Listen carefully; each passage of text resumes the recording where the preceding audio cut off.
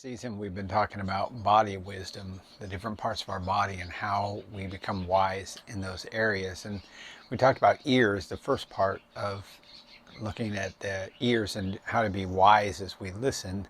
Last time, we talked about two characteristics, particularly the ability to pay attention and focus.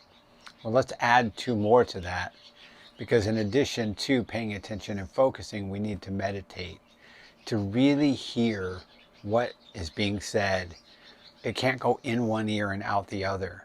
Now we have this tendency that when we even give our attention to something and allow it to begin to make a difference in our mind, something else comes along and knocks it out. Well, when it comes to being wise and accumulating wisdom, we have to really focus on it long enough. And that's where meditation comes in. Wisdom has to stick. It has to become sticky. And in order to do so, well, we got to dwell on the truth of it. Psalm 1, verses 2 and 3 says, there is a certain type of person that's a happy person. And that's the person who meditates on God's word day and night. And it says that that person's going to be like a tree planted by water.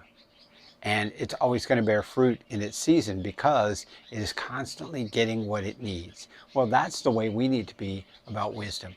We need to constantly take it in so that when we need it, we can draw from it. And this goes to the second thing, to remember, to actually be able to draw this stuff up from memory. We need to have wisdom stick until it creates kind of a library in our mind where we can draw from it when we need to for the right situation. Psalmist says in Psalm 119:11, your word I treasured in my heart so that I wouldn't sin against you. And that is the ability to pull that stuff up at the right time to avoid anything that's going to be destructive and sinful and rebellious against God.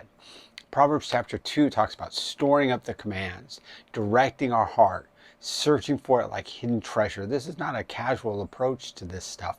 When we're seeking to listen, we've really got to dial in, and we've really got to let this stuff sink in until it becomes part of who we are. So a wise listener doesn't forget. A wise listener pays attention, focuses, meditates, and remembers.